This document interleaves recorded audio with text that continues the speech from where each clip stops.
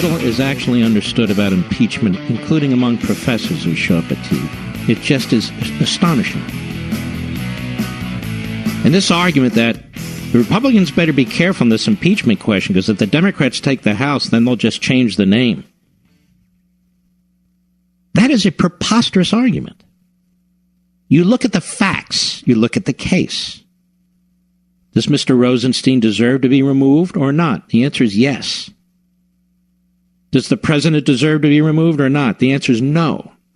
And I would also remind these professors, and they should be very thankful I'm not naming them, that the way the framers looked at this, there was a different standard or interpretation of impeachment, or at least the application to a president, than any other civil officer. They said so. Because the president obviously represents an entire branch of government and has been elected. Not so with judges, not so with cabinet members, and sub-cabinet members, among others. So these nuances clearly are not understood. You've got one guy who wrote a whole book on impeachment. You want to read a good book on impeachment, go to Raoul Berger. I've told you this before. And I'm afraid I'm going to have to get into this in far more detail over the course of the next several months because of what's happening in this country. But in the case of Bill Clinton's impeachment over at Landmark Legal Foundation, we actually secured a copy of the impeachment proceedings and the trial of President Andrew Johnson from the Library of Congress, and we studied it. And we studied the truly great scholars who spent lifetimes on this subject, not quick hits on cable TV. Now, I need to give this piece some justice because of all the hyper phony reporting going on about threats to free press in this country. We stand by CNN. I don't stand by CNN at all. I stand by freedom of the press. James Risen, no right-winger, investigative reporter of the New York Times at the time. Donald Trump decides as president, I'm going to start it now and then finish it after the bottom of the hour, so stick with me, please. If Donald Trump decides as president to throw a whistleblower in jail for trying to talk to a reporter, or gets the FBI to spy on a journalist, he will have one man to thank for bequeathing him such expansive power, Barack Obama. Anybody remember the media as an aggregate, as a whole, rising up against Barack Obama? Mr. Trump made his animus toward the news media clear during the presidential campaign, often expressing his disgust with the coverage through Twitter or in diatribes at rallies. Oh, we soon forget. So if his campaign is any guide, Mr. Trump seems likely to enthusiastically embrace the aggressive crackdown on journalists and whistleblowers that is an important yet little understood component of Mr. Obama's presidential legacy. But Trump hasn't done that.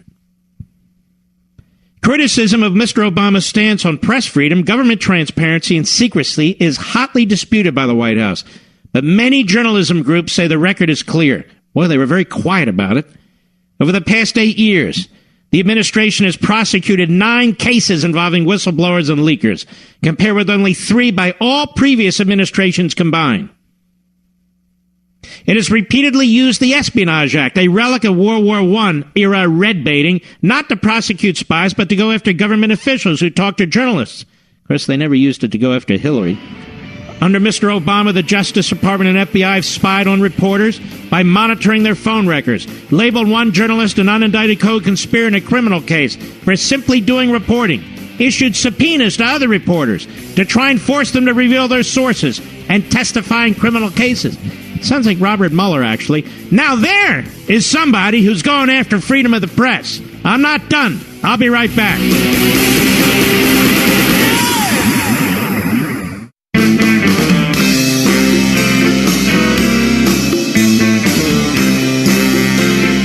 This is the nation's town hall meeting.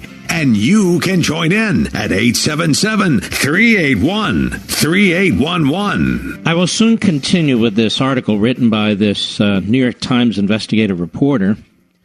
And it's not even to show the hypocrisy of the left and these reporting organizations. It's more. It's to show you real threats to freedom of the press versus claims of threats to freedom of the press. When the President of the United States or his staff tells a reporter for CNN, you're way out of line the way you conducted yourself. That's not a threat to freedom of the press. A threat to freedom of the press is if you have reporters yelling stuff, talking over each other, refusing to leave the Oval Office. The American people, after all, it's our country. We're not going to get the information. And in her case, of course, she wasn't interested in anything that was going on in the Oval Office. She wanted to talk about Michael Cohen because CNN's been working with him and Lanny Davis. And she wanted to keep pushing that narrative, and they wanted to get their ratings up, and they wanted to do this, and they have their own agenda.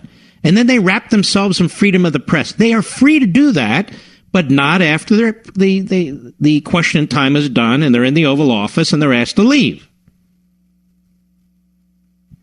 I mean, is there really any question about access to Trump and his people? Far more than Obama ever provided. Or many presidents, for that matter. Hiring used to be hard. Multiple job sites, stacks of resumes, a confusing review process. But today, hiring can be easy. And you only have to go to one place to get it done. ZipRecruiter.com/Levin. ZipRecruiter.com/LEVIN. ZipRecruiter sends your job to as each one. And with results like that, it's no wonder that ZipRecruiter experienced this pressure firsthand when the administration tried to compel me to testify to reveal my confidential sources in a criminal leak investigation. Did that happen to CNN? The Justice Department finally relented, even though it had already won a 7-year court battle that went all the way to the Supreme Court to force me to testify, most likely because they feared the negative publicity that would come from sending a New York Times reporter to jail. In an interview last May, President Obama pushed back on the criticism that his administration had been engaged in a war on the press. He argued that the number of leak prosecutions his administration had brought had been small and that some of those cases were inherited from the George W. Bush administration. But critics say the crackdown has had a much greater chilling effect on press freedom than Mr. Obama acknowledges. In a scathing 2013 report for the Committee to Protect Journalists, Leonard Downey, a former executive editor of the Washington Post, who now teaches at Arizona State University, said the war on leaks and other efforts to control information was the most aggressive I've seen since the Nixon administration, when I was one of the editors involved in the Washington Post investigation of Watergate. When Mr. Obama was elected in 2008, press freedom groups had high expectations for the former constitutional law professor, particularly after the press had suffered through 8 years of bitter confrontation with the Bush administration. And it goes on, and it lays it out, chapter and verse. Trump hasn't done any of that. All they did was tell this young lady who was out of line that she was out of line. But let me say this about the American press corps today. It's worse than anything I've ever seen. It's more ideological than any time in modern history. There's more groupthink and group reporting, which is why I wasn't surprised why they all came to defend this young lady, than I've ever seen. We have issues out there that are never reported on. Big issues. Issues that threaten this society. When's the last time, as I said the other day, we had concentrated reporting for 24 hours on our massive national debt? When's the last time we had concentrated reporting on the coming collapse of Social Security and Medicare? These are huge programs that affect tens of millions of people. When's the last time we had concentrated reporting on student debt, which is massive?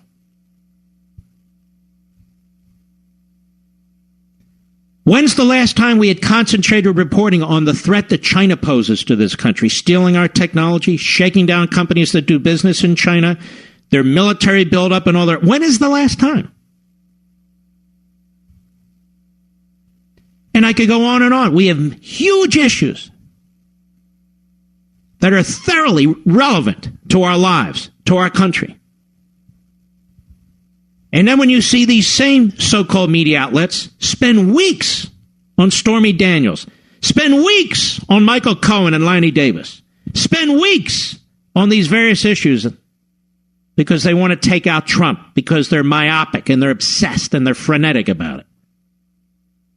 Don't tell us about the damage Trump's doing to freedom of the press. You're damaging freedom of the press. You're unprofessional. Your priorities are skewed. You're ideologically driven. You carry the ball for the Democrat Party more times than not. You treat conservatives like we're reptiles at the zoo.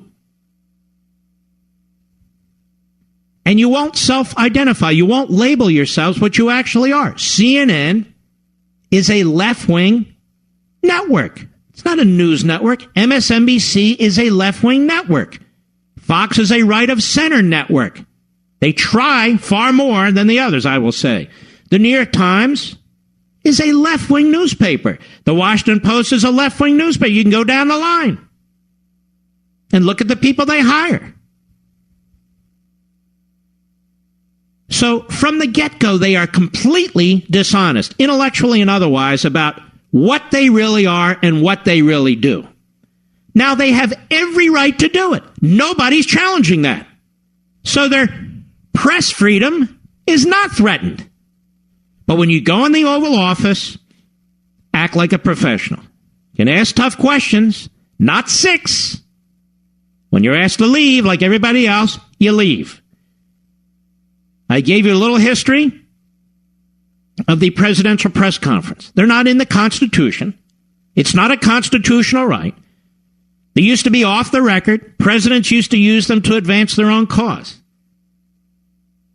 But we have a very different situation right now. Too often than not, unprofessional individuals who seek to promote themselves in order to make more money, in order to get higher ratings, in order to get their own TV shows and radio shows. In other words, people who are there for themselves, and then they wrap themselves in freedom of the press. So if the president calls them out, or you call them out, or I call them out, we're not threatening freedom of the press. We're pointing out some jackass or some network that clearly goes this way or that way. That's called freedom of speech. And there's nothing wrong with it. I just wish that these same people felt the same way about the rest of the Constitution, which they clearly do not. Like the amendment that follows the First Amendment, the Second Amendment. Or as I said earlier, a number of the issues within the First Amendment, like religious liberty, which many of them don't believe in. Well, the media. So it's not a matter of whether the press should be aggressive. It's not a matter of hypocrisy. That is, when the Democrats are in power, we don't want them throwing out our people. If somebody's in there doing the same thing, they should be treated the same way.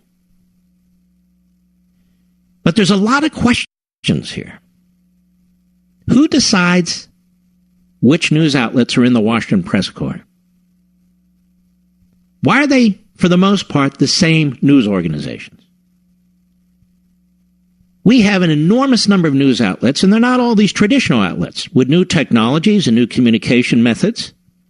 You have all kinds of internet reporters and news websites and so forth. Are they properly represented in the Washington press corps? How about regional news operations and local news operations? Are they properly represented? I mean, do we need a baseball stadium filled of quote-unquote reporters to make sure we're upholding freedom of the press? Or, I'll even go further, what is with this oligopoly? Only certain media outlets get certain seats assigned to them in the White House press room. It raises a lot of questions as far as I'm concerned. All reporters aren't disruptive. You notice? They can ask tough questions, and they do. They can ask tough questions under the right environment and the right circumstances, and they do. For this young lady, it was her behavior. And yes, we can expect reporters to have respect for the office of the presidency if they expect us to have respect for them. I'll be right back. Mark Levin.